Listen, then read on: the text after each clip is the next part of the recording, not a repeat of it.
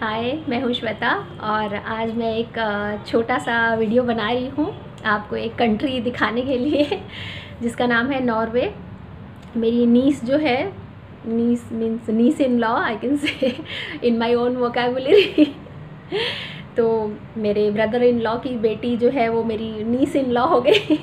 तो उसकी शादी को 1 साल हो गया and on her wedding anniversary she went to Norway, जहाँ से उसने मुझे थोड़े से वीडियो भेजे हैं। और आजकल मुझे जो भी कोई वीडियो भेजता है देता है वो मैं अपने चैनल पे डाल देती हूँ। जब से चैनल खोला है तब से सबके वीडियो मेरे चैनल पे पहुँच जाते हैं। तो थोड़ा सा मैं आपको नॉर्वे के बारे में बता देती हूँ। Norway is a Scandinavian nation and it is located in extreme north, very close to North Pole, जिसकी वजह से यहाँ aurora borealis, that is the polar light और the northern light is visible from here. और वो बहुत ही ज़्यादा खूबसूरत होता है। आपने ज्योग्राफी में पढ़ा होगा शायद, the blue and green colour light. आप गूगल पे देख सकते हो, बहुत सारे पिक्चर्स हैं उसके, तो वो देखने के लिए जाते हैं लोग।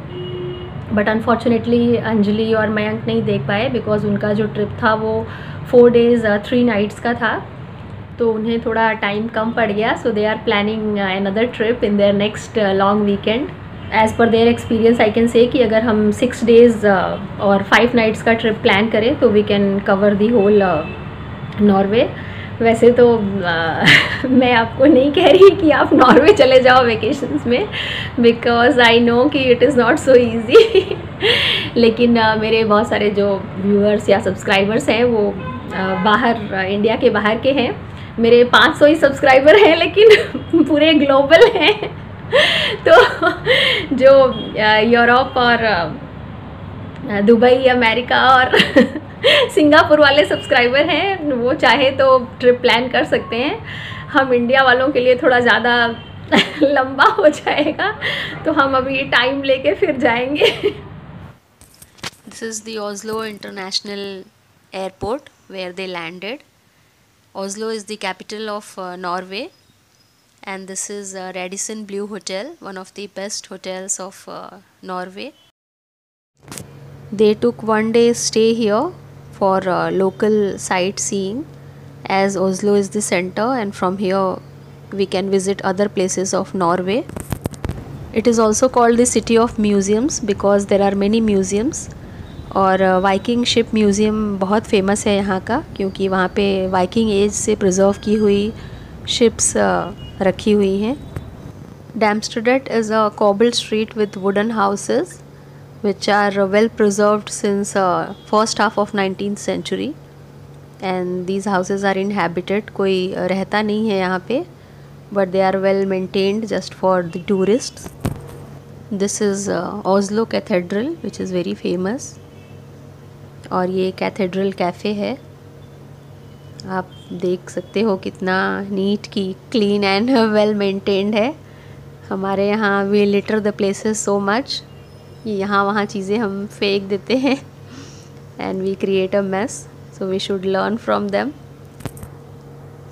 This is the extension of the cathedral. This is Oslo Opera House, which is again a very famous tourist attraction.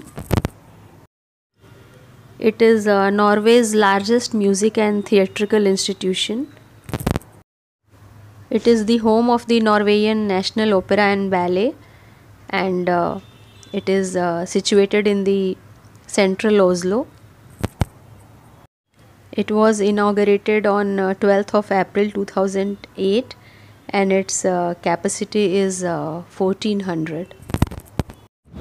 So this was all about their first day tour in Oslo city, and next day they took a train from the central station of Oslo. This is the picture of the station.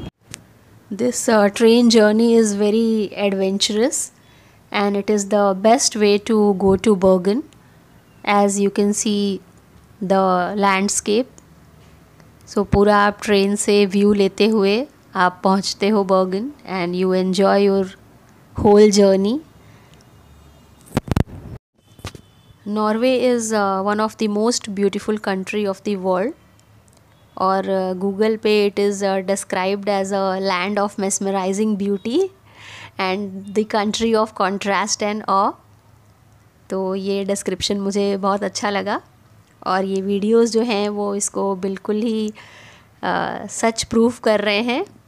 You can see the mesmerising beauty.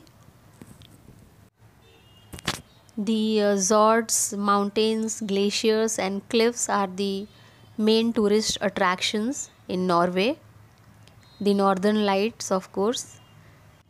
हम Google पे जाके भी photos और videos देख सकते हैं किसी भी जगह के, लेकिन वो सारे हेलीकॉप्टर से लिए हुए प्रोफेशनल कैमरा के पिक्चर्स होते हैं which looks very artificial to me. These videos have a personal touch और मुझे ये ज़्यादा पसंद है और इसीलिए मैं आपको भी दिखा रही हूँ। मुझे घूमने का बहुत शौक़ है और मैं कोई ना कोई जुगाड़ लगा के चली जाती हूँ बहुत सारी जगहों पे। एक बार मैं अपने भैया भाभी के हनीमून पे भी चली गई थी। So thank God I was not there in Denmark, otherwise I would have joined Anjali and Mayank and spoiled their trip. See how beautiful this view is. My God, I am totally awestruck. This train journey is really awesome, and now they are about to reach Bergen. It is the starting point of the cruises to the dramatic Sognizard. And it is also a famous center for fishing, hiking and skiing. So now we are at Bergen. One more phrase I came across on Google about Norway, that is picture perfect landscape. तो ये landscape देख के मुझे लग ही रहा है कि ये बिल्कुल ही पिक्चर परफेक्ट है और मैं अगर यहाँ जाती तो फ़ोटोज़ खींचने का वर्ल्ड रिकॉर्ड ज़रूर बना के आती। तो जितना भी मुझे अंजलि ने बताया या गूगल पे मैंने पढ़ा, I can see there is no exaggeration. It is indeed a beautiful country and a worth visiting place. So on third day they took a cruise, and this was the best part of their trip. You can see it is really an experience to view the mountains and cliffs like this. And this is the flag of Norway. Norway is also called the land of midnight sun because यहाँ पे 6 महीना दिन और 6 महीना रात होती है because of the Earth's axial tilt which is about 23.5 degrees, और that is the reason for the seasonal changes on Earth. But ऊपर poles तक जाने के लिए they had to travel for one more day, so they dropped the idea. और उन्होंने यहीं पे एक दिन रेस्ट लिया and they came back to Denmark, but in their next trip they will show us the northern light as well. तो अगर possible है तो आप नॉर्वे जाओ और वो बहुत ही ज़्यादा खूबसूरत है.